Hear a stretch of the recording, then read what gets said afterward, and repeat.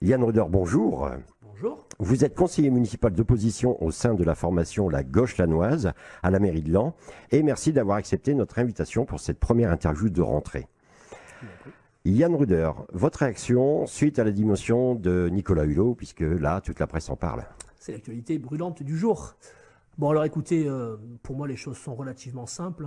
La démission de Nicolas Hulot démontre très clairement que le libéralisme et la transition écologique et énergétique sont largement incompatibles. En effet, comment espérer qu'un gouvernement très libéral, pro-business, qui est dans la recherche de l'intérêt à court terme, de l'intérêt financier, puisse mettre en place un réel projet qui changera radicalement notre économie, et d'autant plus que si ce changement se fait, dans un premier temps, certains profits qui sont faits actuellement par les grandes multinationales ne pourront plus être faits. Ça veut dire que, fondamentalement, l'écologie est incompatible avec le libéralisme. Donc pour vous, c'est un coup dur pour le gouvernement et pour l'écologie. C'est un coup dur pour la communication du gouvernement, ça c'est certain.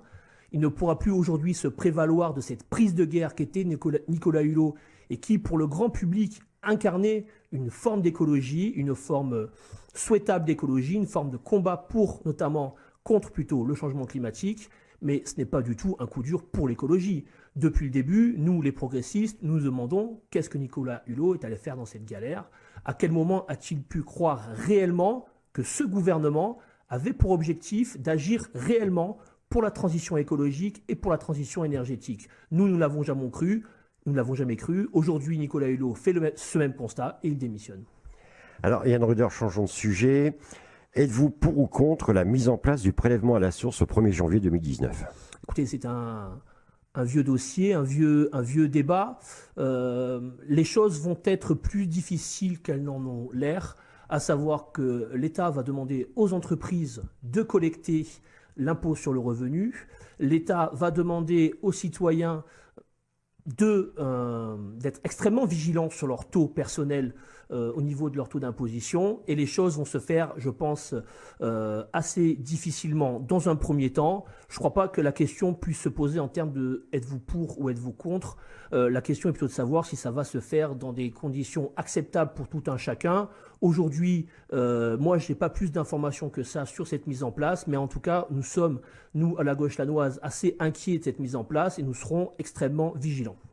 Alors justement, le prélèvement à la source va-t-il changer la manière de gérer notre budget ? Je ne le pense pas. Je ne le pense pas. Je pense que c'est surtout une manière pour réduire la masse salariale dans la fonction publique et pour taper sur l'emploi public. C'est le principal objectif de cette mesure, taper sur l'emploi public.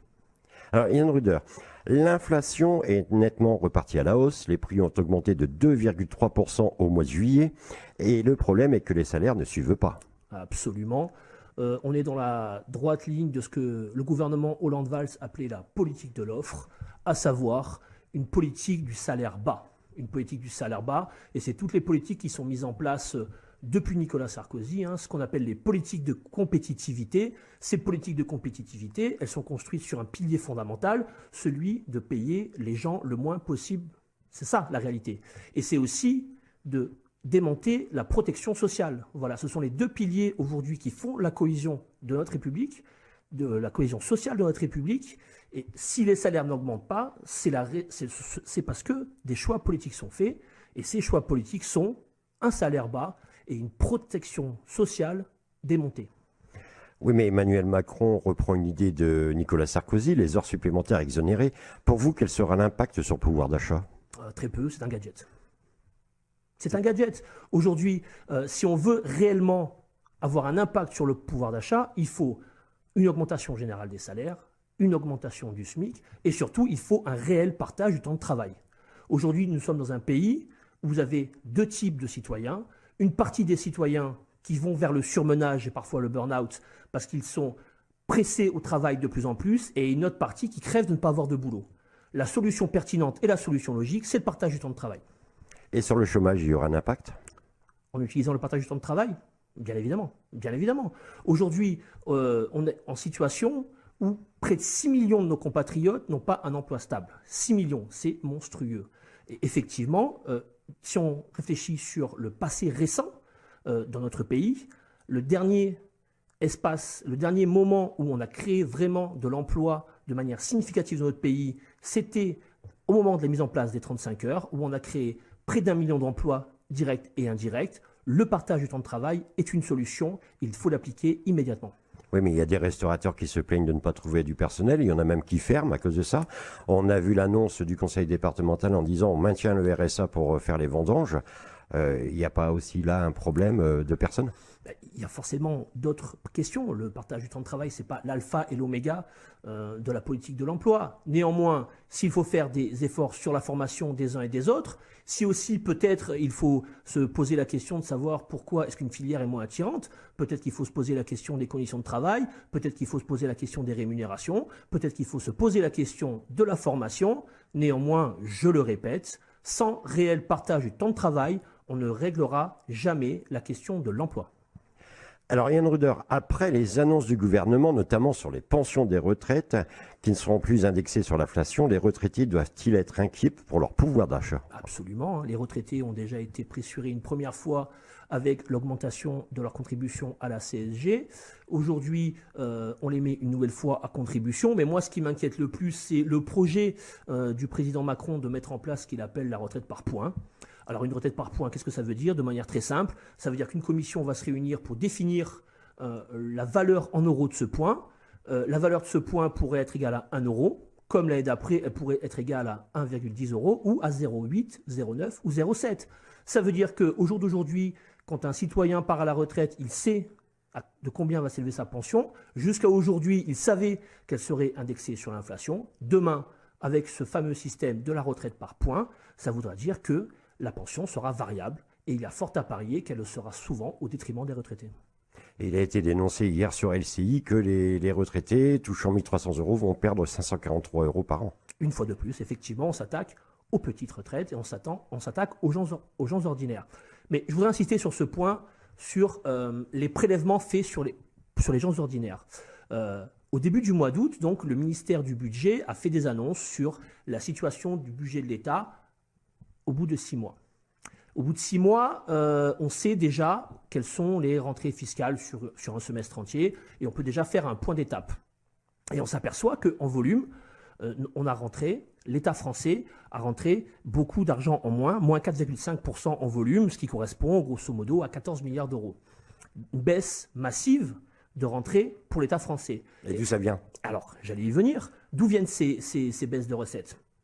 Eh bien, elles viennent essentiellement de la baisse de la fiscalisation de l'impôt sur les sociétés et de la fiscalisation des revenus du capital. Ça représente moins 39%.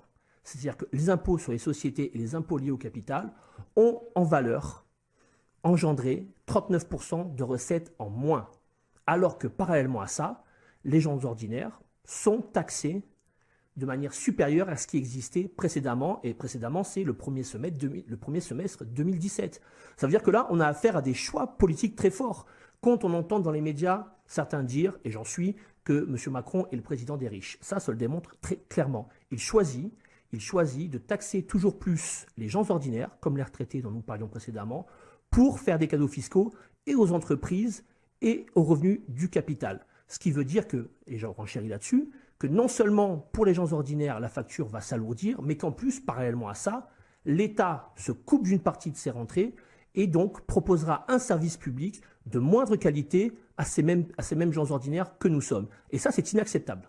Oui, mais Bruno Le Maire a annoncé hier sur RTL comme quoi les cotisations vont être reportées en octobre 2019 au lieu de janvier 2019. Donc là, ils vont faire encore des économies sur 10 mois, non?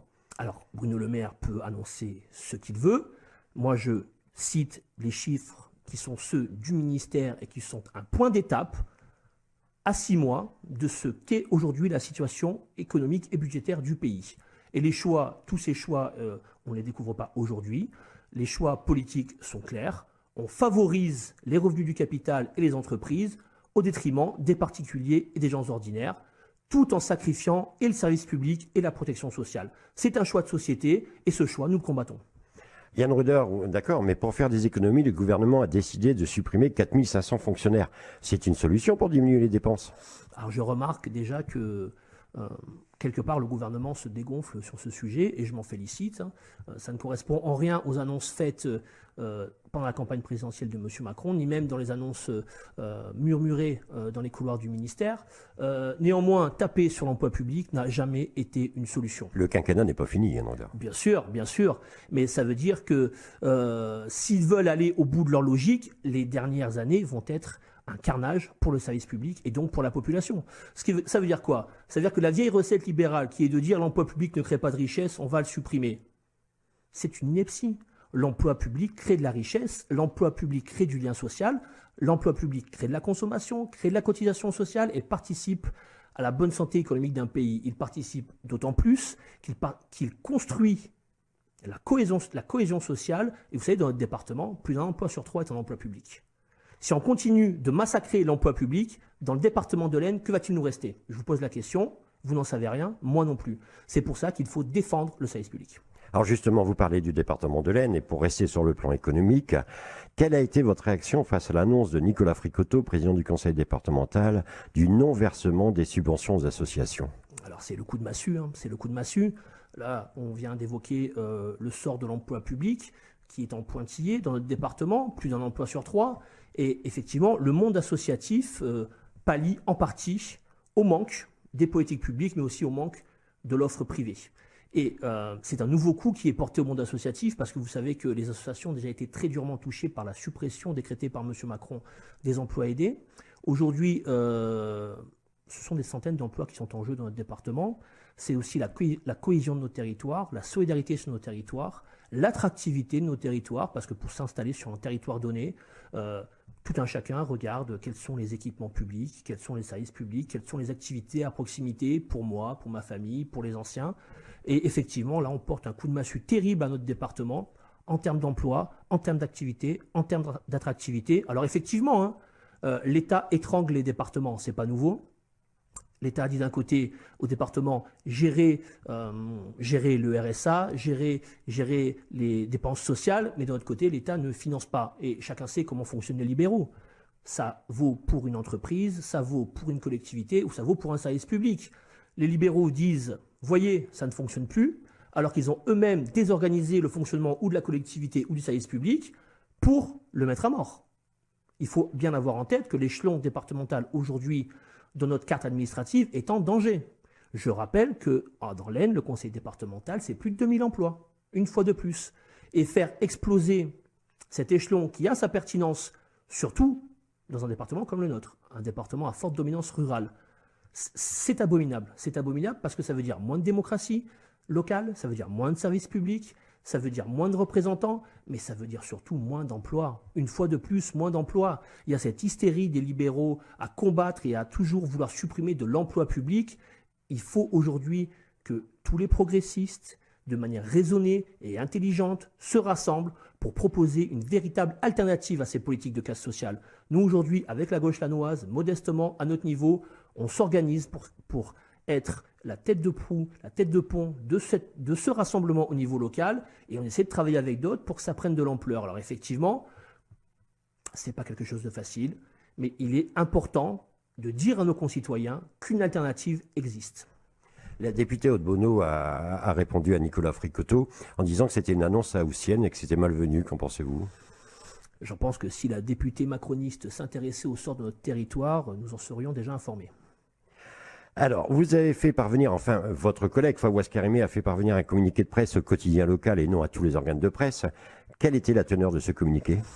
Écoutez, les deux groupes de gauche du conseil départemental sont vent debout contre cette décision de suppression des subventions aux associations, et ils reprennent un peu ce que je viens d'évoquer, à savoir que c'est un coup terrible qui est porté à nos territoires, à nos emplois et à nos associations qui font un super boulot avec très peu de moyens. Et la moindre des choses pour une collectivité, pour que son rôle ait du sens, c'est de soutenir ce monde associatif et de soutenir les initiatives locales. Le conseil départemental ne peut pas se contenter d'être le bureau d'aide sociale. C'est une fonction importante, mais elle ne doit pas être exclusive. Vous êtes conseiller municipal à la mairie de Lange, je l'ai rappelé tout à l'heure dans l'introduction. Est-ce que l'on va aussi vers une suppression ou peut-être une diminution des subventions des associations? Parce que les communes sont touchées aussi par... Je ne pense pas que ce soit d'actualité en ce qui concerne notre ville. Très bien. Alors justement, on parlait de l'hôtel de ville. Ça m'amène une question. Préparez-vous les élections municipales? Alors, sans trahir aucun secret, bien évidemment que nous réfléchissons et que nous travaillons en amont. Alors, nous ne sommes pas encore en campagne, je pense que ce serait un peu ridicule de l'être dès aujourd'hui, mais effectivement, nous réfléchissons, nous peaufinons notre projet, celui que nous présenterons au Lannoy dans quelques mois. Nous rencontrons les uns et les autres afin de faire en sorte que, au niveau local, nous soyons en capacité d'être le plus rassemblés possible, que tous les gens représentants de la gauche sociale, progressiste et écologique arrivent à travailler dans le même sens et à s'ouvrir le plus possible sur la société civile. Donc c'est un travail de fourmi, c'est un travail de l'ombre. Effectivement, nous sommes dans cette phase. Rien de plus pour le moment. Donc on peut dire qu'il y aura une liste de la gauche lannoise aux prochaines élections municipales. Bien évidemment, il y aura une liste de la gauche lannoise. Alors je vous pose la question car il n'y a pas si longtemps, vous avez rencontré avec Fawaz Karimi le duo Jean-Michel Béviat-Nicolas Dragon. Vous cherchez des alliances? Absolument pas. Écoutez, nous sommes des élus locaux.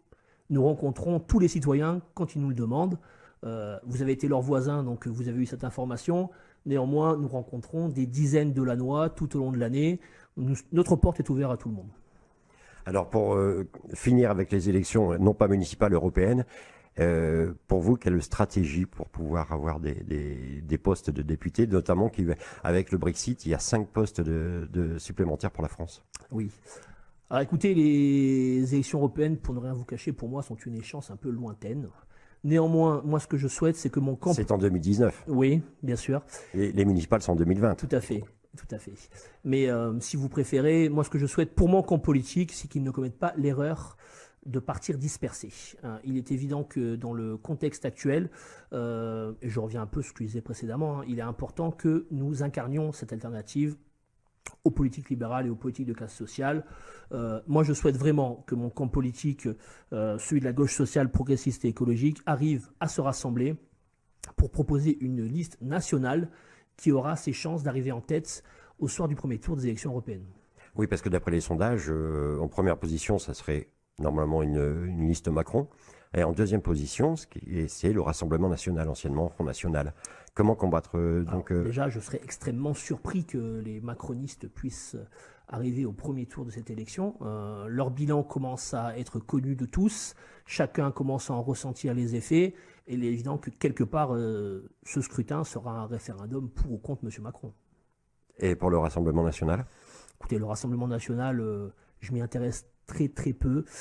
J'ai l'impression qu'ils sont en crise, et tant mieux. J'ai l'impression qu'ils sont en difficulté déjà interne, et tant mieux. Chacun sait qu'ils ne représentent pas une alternative crédible et que chaque vote pour le Front National est un vote perdu. Je pense que maintenant les Français le savent. J'accorde que très peu d'importance aux sondages. Et je pense, pour ma part, que la gauche sociale a toutes ses chances. Yann Roeder, ma dernière question. Il va y avoir une manifestation devant les Piles de Soissons. Que pensez-vous du secteur médical à l'heure actuelle dans l'Aisne? Écoutez, il est sinistré, le secteur est sinistré. Vous savez, on s'est souvent vu pour évoquer la situation et de l'hôpital de Laon et de l'hôpital de Soissons. Nos hôpitaux de proximité sont en difficulté, ils sont sous-dotés, il manque d'emplois. Les salariés du secteur hospitalier travaillent à des cadences infernales. Et c'est un problème fondamental. Il en va de même dans les EHPAD. Bien sûr, l'État français ne met pas les moyens dans la santé. C'est une réalité. L'État français sous-dote ses équipements de santé et effectivement, aux côtés des organisations syndicales, nous revendiquons des dotations dignes de ce nom pour nos hôpitaux publics dans l'Aisne, pour nos infrastructures de santé dans l'Aisne, parce que nous en avons besoin. Nous sommes un département qui est dans le bas de tous les classements et il serait logique que l'État français, au nom de l'égalité républicaine, mette des moyens supplémentaires sur nos territoires en difficulté, plutôt que de juger de manière très comptable, très libérale, très arbitraire, que nous devons couper les moyens partout comme ça se fait aujourd'hui. Non, nous avons besoin de moyens, l'État français a des moyens, il faut qu'il les répartisse de manière juste sur l'ensemble du territoire national. Alors pour rester dans le milieu médical, et ça sera ma toute dernière question, vous avez pris connaissance, comme tout le monde, du classement des SAMU, et notamment le SAMU de Laon qui est arrivé en 5e position, mais à l'arrière, au pied du podium. Quelle a été votre réaction à la lecture de ce classement? Confirme exactement ce que je viens de vous dire. Vous savez, on ne parle pas du travail des urgentistes, on parle des appels. On est bien d'accord que les urgentistes font un travail exceptionnel dans des conditions extrêmement difficiles, et je les salue. Vous savez, on s'est beaucoup bagarré avec les camarades de la CGT, notamment pour la défense du SAMU 02, notamment via les licitations. Aujourd'hui, leurs installations, aux dernières nouvelles, n'étaient toujours pas conformes à ce qui était souhaité, et on ne donne pas les moyens à ces équipes, pourtant formidables, de travailler dans de bonnes conditions. Alors, il faut appeler un chat un chat. Si on ne se donne pas les moyens d'avoir une offre de soins digne de ce nom, on se retrouve dans cette situation. Et c'est de la responsabilité et de l'Agence régionale de santé, mais aussi du ministère de la Santé. Notre département ne doit pas être le parent pauvre de la santé de notre pays. C'est déjà le cas. Il y a un vrai retard à rattraper. Il faut mettre le paquet là-dessus. Et c'est d'ailleurs sur ce genre de questions que nous sommes en droit d'attendre nos parlementaires. Donc pour vous, c'est l'ARS et le ministère de la Santé qui empêchent un appel sur 3 d'être décroché? Bien sûr, tout à fait. C'est de leur responsabilité de faire en sorte que le service public, et en particulier celui de la santé, soit rendu correctement. Ce n'est pas l'urgentiste qui a la responsabilité de l'organisation de son service. On va chercher les responsabilités où elles se trouvent, à savoir chez les hauts cadres des services de santé, bien sûr. Et peut-être une meilleure formation pour les intervenants au niveau des téléphones du SAMU? C'est possible, mais ce n'est pas le problème fondamental. Merci Yann Lourdeur. Je vous en prie. On se retrouve prochainement. De toute façon, on va se retrouver pour les élections municipales puisque vous avez annoncé à notre micro que la gauche lannoise aura une liste. C'était pas un secret. Merci, au revoir. Merci, au revoir.